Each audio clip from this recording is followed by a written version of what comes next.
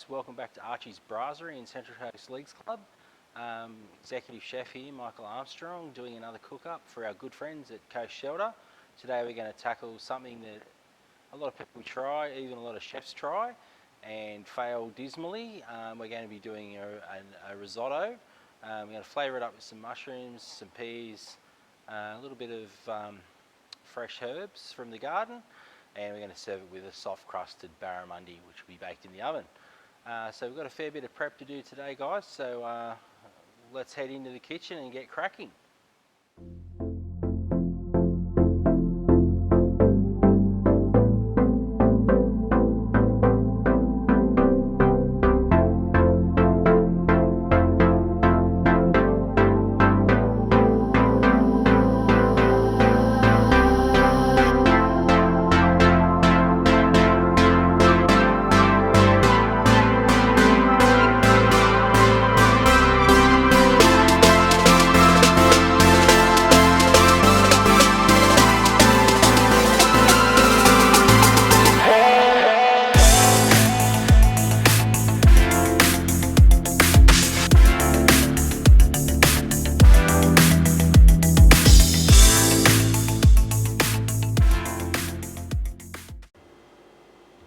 So to start off our risotto today, guys, we've got some nice diced onion and some crushed garlic.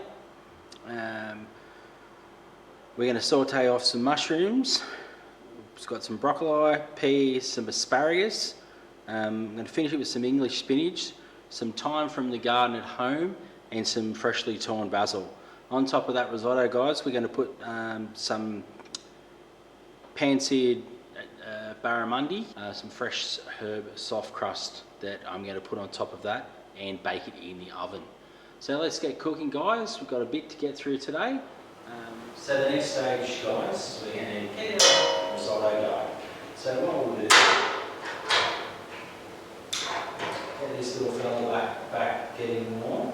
Now we've heated some chicken stock up in the kitchen. Obviously out front here, we don't have two burners, so it's imperative you use hot stock. So cooking risotto. Risotto is a dish from the north of Italy. It's made on arborio rice, which is like a short grain rice. You can't make it with jasmine rice or anything like that. It just doesn't work.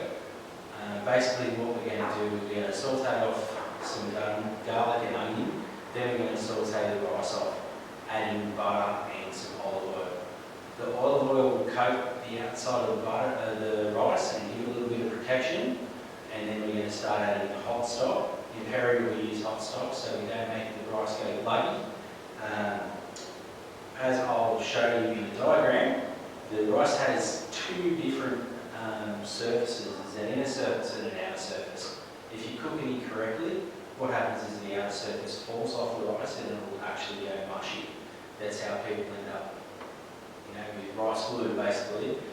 So what we're aiming to do today is to cook the rice so it's nice and al dente, and then we're going to set it aside so the grains are all individual still, and then we're going to saute off our vegetables and then add our rice back in and finish the dish. So the pan's nice and warm now, so what we'll start off with doing is we'll add some butter and some olive oil and get cooking. So as I explained before, guys, risotto is not something to be scared of. Basically, we're cooking rice. So what we'll do is we'll start off, we'll put some butter in the pan. Not too much, because we can always add more later on when we're finishing the dish. And we'll add some extra virgin olive oil. Now the butter has a lower burning point than oil. That's why we put a little bit of both, not just for that, but for creaminess and for flavour. So we'll just move that around in the pan a little bit. We'll just turn it down a little bit to start with. And the first thing we're going to do is add our garlic and add some diced onion.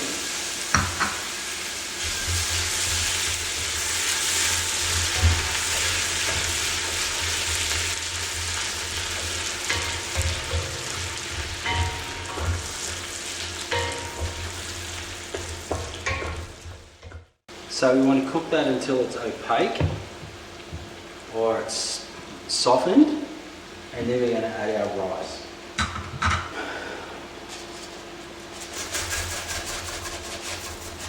So you place the rice in, and basically what we're trying to do is keep the pan warm to hot, or not, say more warm to medium warm. So we'll mix the rice around, and as you can see, the rice is all coated in the oil and the butter, which protects the outside coating of the rice. So what we're going to do now, before we start adding the stock, we're going to keep moving it in the pan, and what we want to hear is we want to hear like a popping noise, like when you're making popcorn. You may not be able to pick it up on the microphone, but I'll give it a try. And then when that starts to happen, it's ready to start adding the stock. Keep moving it around the pan. It is making that popping noise. And then what we're going to start doing is adding in our stock. Now the trick is, you don't pour it all in at once. The stock's nice and hot, the rice is hot, the pan's hot. So what we're going to do is add in 2 ladles at a time. As you can see, it is bubbling up, and we're just going to move that around, loosening the rice off the base, but not stirring it. Risotto, like cooking all rices, it is a farinaceous dish. It will hold 3 times its own weight in liquid, so it will take quite a lot of stock. We're also going to add some cream and some more butter. Once we add the vegetables, you lose a little bit of moisture with the vegetables, but don't be scared. If it's hard and solid, obviously it's not right. You want it nice and loose, nice and creamy. So you will use probably, as you can see, the liquid is both being soaked up and evaporated. Today I'm using a flat base wooden spoon. You can use a normal one. I like the flat base one with risotto simply because, as you can see, you can scrape more off the base. If you use a round spoon, like this for instance, that part of the spoon is the only part that's going to touch, so you're going to have to work a lot harder to get your rice cooked, and you're going to have to move your rice around a lot more.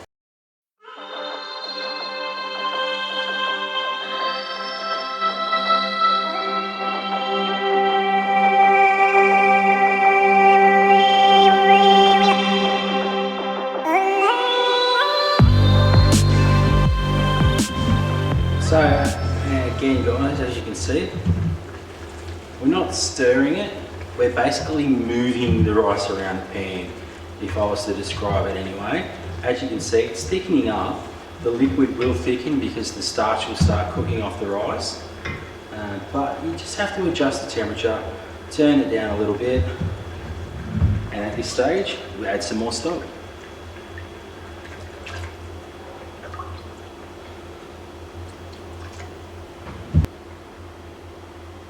Another hot tip guys, don't season it at the end, season it halfway through, because what will actually happen is the rice will absorb the flavour of the stock. So the seasoning will basically not be within the rice, it'll just be coating the rice. So you want it to soak in, same as the stock, give the rice a lot more flavour and a lot more body. As you can see guys, it's thickening up again, but what you'll notice is the rice is starting to get big and swell up, and the outside coating will become clear. You'll see the white of the inside, and the rice will still stay separate. As you can see, nice and separate, and you're cooking it until it's soft. If it's too crunchy, or what we call a birdseed, it's not ready to go. Once it's soft all the way through, or slightly to the tooth, al dente as they call it, it's right to go. A little bit longer here, I might just add a little bit more stock. Just give it a check when it's like this guys. Still plenty of stock in there, it's not totally saturated, but it's nice and loose. So what we're going to do is just check to see if it's still crunchy. There's a little bit resilient, but it's probably good for what we're looking for. So we're just going to take that off the heat temporarily. So the barramundi, guys, what we'll start off with, first of all, we'll get our little Bunnings burner going again. So we'll get the pan nice and warm. What we'll start off by doing is we'll put a little bit of oil in the base of the pan. While we're waiting for that to heat up, what we'll do next is we've got our nice fish here that we scored before. So first of all, what we're going to do is generally I'll always season the flesh side first, simply because the skin side is the presentation side, so that's the last side that's going to go into the fry pan. So we'll put some salt, a bit of cracked pepper,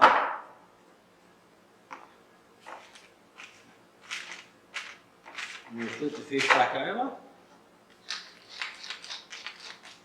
and do the same again. So the pan's nice and warm now, guys, so what we're going to do is we're going to start cooking our fish. So pick your piece of fish, place it in the fry pan, making sure that you place the fish away from yourself so you don't get any hot fat. It'll spatter back up onto your skin. And we'll do the same for the other two pieces. Place that in there. And we want to seal it, and we want to cook it maybe halfway through, and then we're going to finish it with a soft crust in the oven. So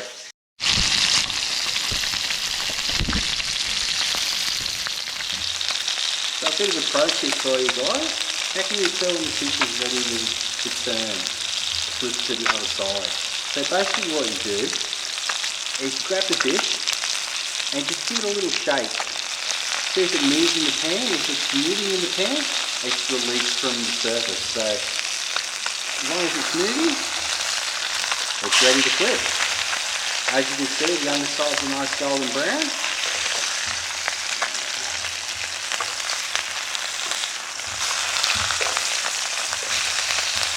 It's coming along nicely.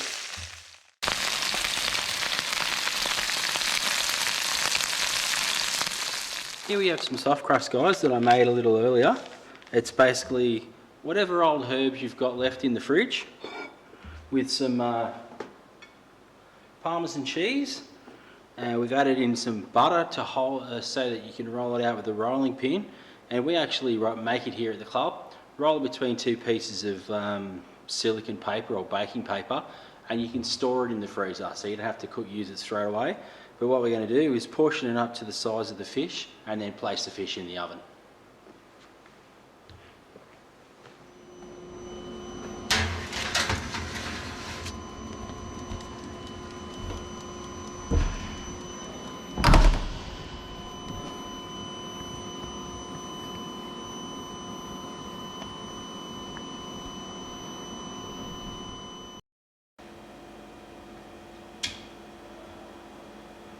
So we'll just heat the fry pan up a little bit, guys.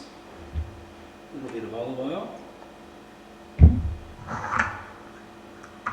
little bit of butter. I'll rub that around the pan.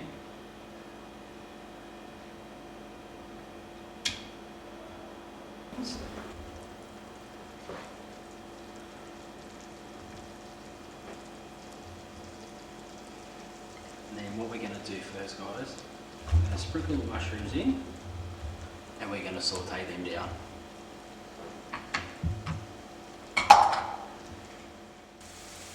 So as you can see, guys, they're nicely wilted. So what we're going to add in next, we're adding a little chopped up brocoli, making sure they're all nice and separate. And we're just going to soften that. We're not stir frying or anything like that. And we'll add some of the asparagus as well. You might say, some people might blanch it first, but we'll add a little bit of stock and blanch it in the pan, so we're not losing any of the flavours or the crispness of the vegetables. Next we'll add some cream.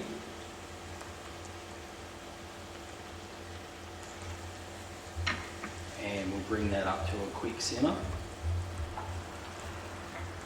Vegetables have softened. I like them, you know, nice and firm. You know, get the kids eating them at their best. You don't want any of the nutrients cooking out of them. So what we're going to do now is that beautiful thyme from my garden at home. Add that in. Get the flavours marinated. We'll add some garden peas. As you can see, it's pretty vegetable-y. The granules are all still separate. It's still very sticky and starchy, but it's not gluggy, which is what we're aiming for. So I'm just going to add a few scoops of that into the vegetables. And then we'll adjust the consistency again. Give it a little bit of a stir, more or less folding the vegetables through the rice.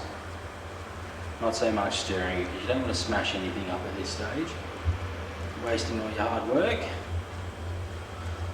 Okay, that looks pretty good. So here we'll add some more vegetables. We're going to add some English spinach. We'll turn the heat right down. We're going to add a mixture of parmesan cheese and grana padano. Oh, it smells good. Folding it in, just wilting that spinach down. As you can see, nice green and vibrant colours. Exactly what you want, guys. We might give it a little bit more of a shine, put a little bit more butter in. You know, if you've got all those vegetables in there, you can afford to be a little bit naughty, I suppose. Stir that through. The rice is taking shape. As you can see, it thickens back up with the rice. If you have to put more stock in, don't be too scared.